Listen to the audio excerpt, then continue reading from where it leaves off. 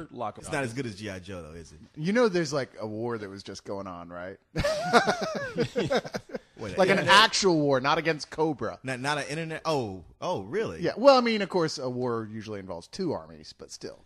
You mean it's not a war against an elite organization of terrorists trying to bring down everything that's great about America? Last I checked, we were fighting Cobra. Not elite. I had a president telling me it was a war between good and evil, and that they were losing and we were winning, and that they're cowardly. And it's like, yeah, we're fighting Cobra. See, knowing's half the battle. What's funny is like in this one, it's not one of those big, like, here's what the war's about type of movies. It's more of a war simulator.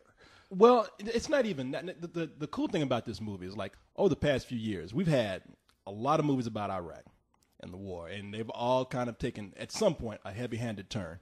Sure. Stop Loss and the Valley of Elah. Yeah, and this movie kind of does it right.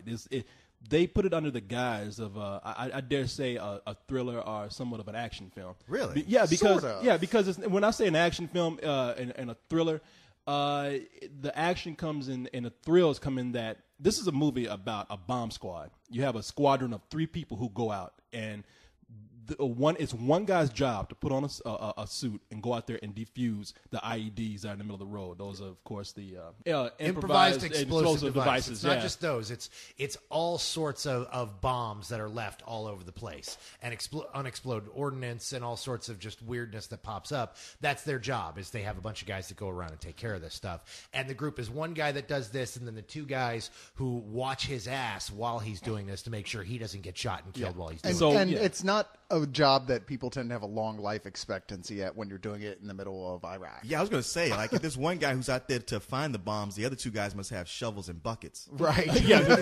Oh, well, it's only a matter of time. Well, and that's what this movie's about. Yeah, that's how it starts. It opens up with the death of this squad's lead guy and him being replaced by Jeremy Renner. Jeremy Renner is a guy who I've always thought had great talent, and people are saying that this is the movie that's really going to bring him to the forefront. What's he been in before? Dahmer is one movie we first saw him in. Oh, that guy. And he was in SWAT, And too. he was in SWAT, yeah. He was an unthankful role in he's SWAT, on that new cop show on ABC, The Unusuals. Okay, so, he's a guy's really talented. And in this movie, in this particular case, you have, like I said, a squad of 3 people. In this group, you have Anthony Mackie, a guy named Brian Getty, I think that's his name, and then you have Jeremy Renner, who's brought in as a new squad leader. Yeah. And from the moment he steps in, you get the feeling that he's an adrenaline junkie, and to the point where not only is he putting himself in danger, but he's putting his whole squad in danger. Yeah, you don't just get the feeling he is an adrenaline junkie. There's no question. His squad, who's doing their best to say,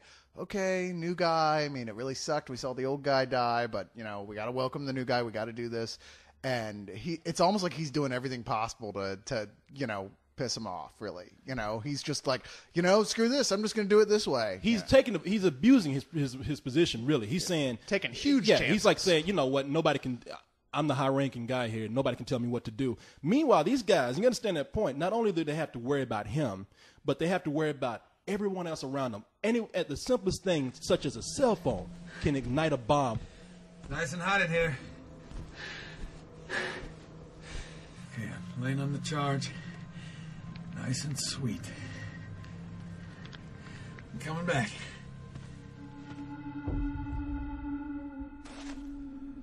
$25. 25 meters, roger that. Butcher shop, 2 o'clock. Dude has a phone. Why is Eldridge running? Come on, guys, talk to me. Drop the phone! Drop your phone! Hey, phone! I can't get a shot!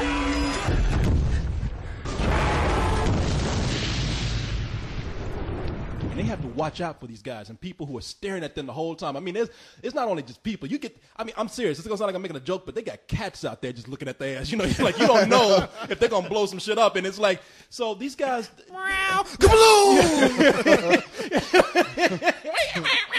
But it does get to a point where it's like, all right, these guys, they have a lot of conflicting emotions. They know that this guy knows what he's doing. He's probably the best qualified to do this, but at the same time, they're saying, we don't want to die either, so we could actually maybe kill this guy. Ooh. And nobody would notice. But that's not even the whole movie. It's just like the movie goes through different gambits of emotion like that. And the whole time, this movie, now this is the way it was described to me. I tell people, because some guy said, this is what you call a sphincter tightener. I was like, yeah, shit, I need to wear a diaper because I'm walking out that movie relieved so much of my ass almost gave out. I almost shit on myself. There are scenes of incredible tension in this. And the scenes that are really tense, they're really edge of your seat stuff. But they punctuate long scenes of nothing, which she was trying to get across. This was done by Catherine Bigelow.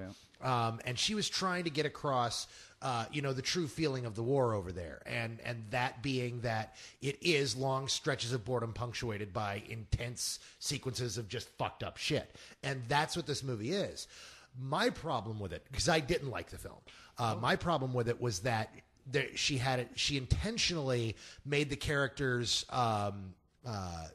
lack character so that you could kind of impose your own friends and family onto these characters and kind of feel that emotion, because when you start narrowing these characters down, you end up, separating yourself from that experience. And she wanted you to get locked into that experience. And that's what I didn't like about this movie, because the character, weird talk, you guys bring up the fact that he's an adrenaline junkie.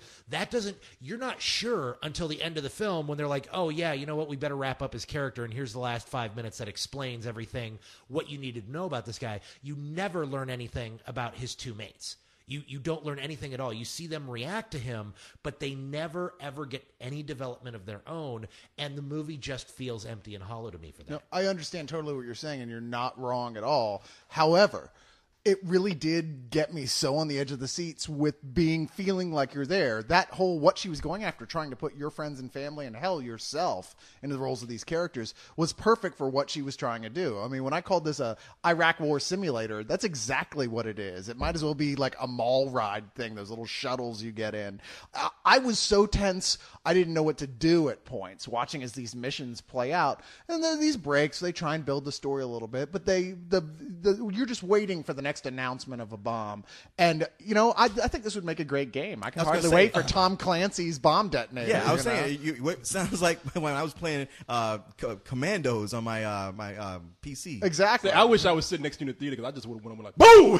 No, I was nothing but tennis shoes left on the floor. I'm drawing a blank. What did Catherine Bigelow last do? Strange Days is what one of the not last do. Yeah, but that's stuff. Yeah. Well, that's, you say Strange Days. She did Near Dark and Point Break. Yeah. Oh, okay. And she is the female action movie director. When people go, name one good female action movie director, she's the Catherine Bigelow. Yeah. Okay. But you know what? I do have to say I disagree with you strongly on that these characters were kind of faceless and given no story, because and I think I see where you're coming from, because it is an interpretive environment that this is in, because you put in, this is what I mean by the movie has no message and and works stronger than any other Iraq war movie, because you put in this situation to be treated like it is day to day. These guys have to deal with death, watch people die all the time, and get up and roll around the next day and really behave like nothing happened. They have to be that strong. I mean, but there were moments when Anthony Mackie was like, maybe he didn't have as much development as you wanted, but there were moments where he broke down. He was talking about how much he hated a place.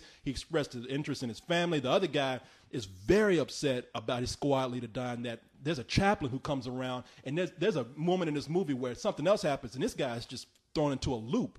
And Jeremy Renner is actually, and I can see where they want it, because he's really the focal point of the movie. He's the most conflicted guy. The moment you think that this guy just doesn't, because you really, throughout the whole movie, you're guessing, does he not give a shit about his squad? Is he just out for himself? Is he selfish? Is he suicidal? No, that's what I said. Is he suicidal? There's moments where you see like, oh, he really does care about the people around him. And then there's another point you like saying, is he crazy because he's doing this, or is he crazy because this place is driving him crazy? I think this is a really complex film, man. Well, no, it's not complex. It's very simple, and where it just, what it does is it deals with really kind of tough concepts, but it's very simply told. And you brought up every single emotion that appears in the film. There's a difference between character development and watching characters react to fucked up shit on screen. And we don't learn anything about this guy's worried about his family.